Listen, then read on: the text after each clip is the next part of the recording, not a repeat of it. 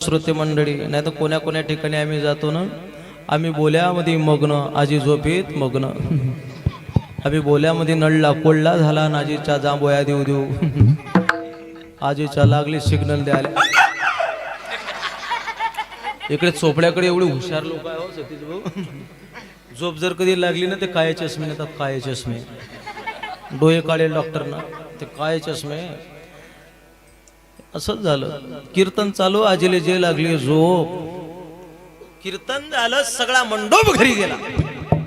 सगळा मंडप घरी गेला ना, आजी एकटीच ओठ्यावर बसेल 1.5 क्विंटलची. एका दिवशी चोर शिरले आजीच्या घरात. दोघी चोरायले अशा बग्गल मध्ये दाबले आणि त्याच्या शातळल्यावर बसले खात. तो चोर म्हणे, उठवा आजी, उठवा आजी. कशी उठव रे म्हणे. नातवाला सांगले म्हणे, पप्प्या पप्प्या पप्प्या पप्प्या पप्प्या जाय म्हणे, पोलीस आले, आण बोलून. पप्प्या बाहेर गेला. आजी म्हणे, काय पाहतो रे हिरव्या तोंडाच्या. आजी व म्हणे, माझी चप्पल दिसत नाही. तो खाली पडेल. चोर म्हणे, बापा माई घेऊन जाय रे. पण हे ओझ उतर गळ्या. 1.5 क्विंटलची आजी. आणि आजीले सण झोप लागली कीर्तनामध्ये. काया चष्मा लावेल कीर्तनकाराली, समजना आजी झोपेला की जागी आहे. सगळा मंडप घरी गेला आणि एक बोकड्या आला. तो बोकड्या सोडेल होता देवाले, कुकू लावून सोडेल होता मायासारखा. कुकू लावून सोडेल होता. आणि तो मंडपात आला रात्री 11:30 वाजता. बोकड्या त्यानं पाहिलं गड्या आजीचं टक्कर. आजीच्या मारणं चालूच आहे. तो बोकड्या आला आणि त्या बोकड्यानं पाहिलं म्हणे, अरे बोकडा पुढे गेला. आजीने पाहिलं असं करतो बोकड. बोकडलं असं वाटलं आजी काय टक्कर घेते का आपल्याशी. बोकड्या गेला पुढे. जे टक्कर मारली आजीले, एका टक्कर मध्ये आजीले लंबीच. हो, कीर्तनात झोपून काही काही लोक काही भागामध्ये त्या विदर्भाकडे गेलो कीर्तनाला, परत वाड्याकडे. एका आजीले तलप लागली दात घासाची. दात घासाची. काही काही लोकांना ते मिस्त्री लावायची सवय असते पुरुष मंडळीला.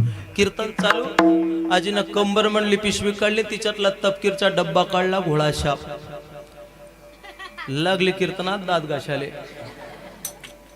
कीर्तनात दात घाशाले लागली. कीर्तन झाल्यावर माझ्याजवळ आली. म्हणे, मठ ठके टणकेला रे म्हणे, मठ ठके टणकेला. मठ ठके टणकेला म्हणे, हाय म्हणे उंडळल्या तोंडाच्या आपण मठ ठके. अवघड आहे.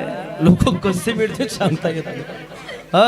अशी टाळकरी मिळतच नाही. नाही तर कोण्या कोण्या ठिकाणी अशी टाळकरी त्याची आमची गाठ भेट होतेच. आपण म्हणाव काय तर ते मागचे म्हणतात काय. मी म्हटलं, ह्याची दान दे गा देवा. मागच्या टाळकरी म्हणे, माराले डबल कोरोनाचा रोग व्हावा. अवघड. एका ठिकाणी म्हटलं मी, मोगरा फुगला मोगरा फुलला मोगरा फुलला मोगरा फुलला. मागच्या भजनावर उचललो तो म्हणे, बुवा मोकार फुगला बुवा मोकार फुगला बुवा मोकार. अवघड आहे. कुठं कुठं भजने असतात. आपण म्हणाव काय ते म्हणतात काय, अंदाज सांगे बैर्याले आणि गाडी चालली खैर्याले. दमडी के डाल में चिपडी खुशाल. एका ठिकाणी भजन म्हटलं मी, दिनाची माऊली आज म्या देखी येली. मागचा म्हणे, दिन्याची माय मेली.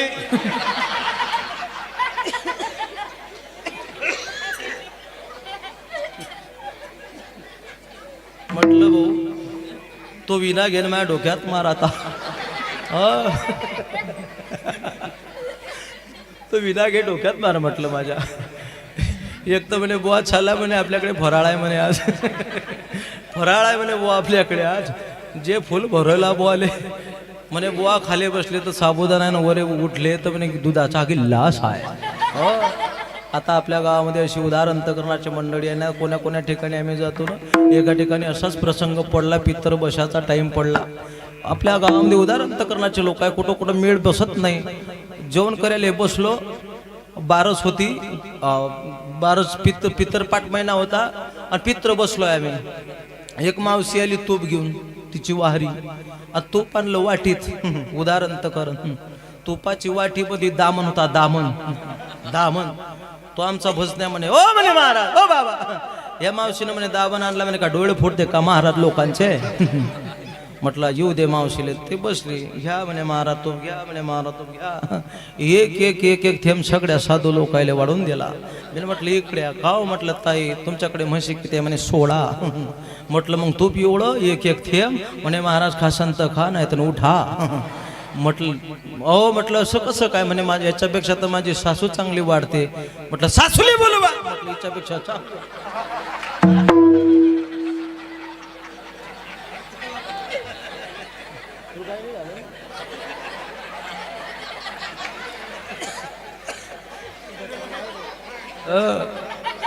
तो म्हणेन साला काय लंबा लंबा चालू राहिला रे आज.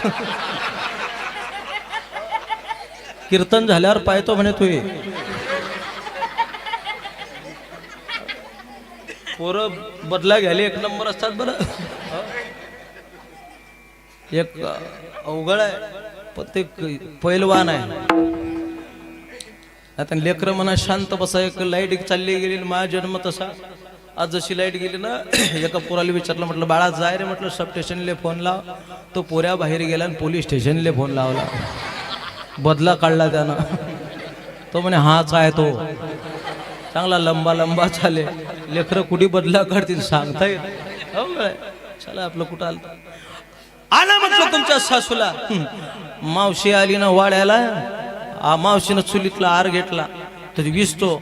आणि ती वाटी होती, त्या वाटीमध्ये 5 बोट टाकले आणि त्या प्लेट म्हणल्या त्या विष्टावर असे मारले. आणि ते महाराजच्या पुढून फिरवले. म्हणे महाराज खा तूप. म्हणे खा म्हणे महाराज तूप. असे उदाहरण तर करणारे टाळक मंडळी असतात.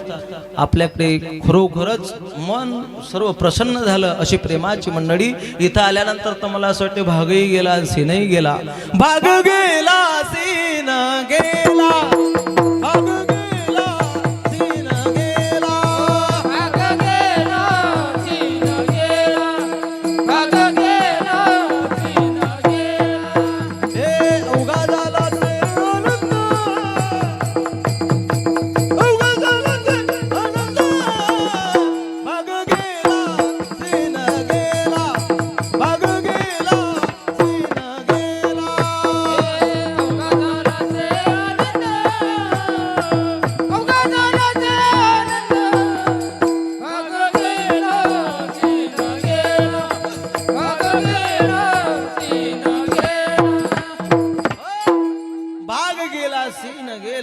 झाला आनंद.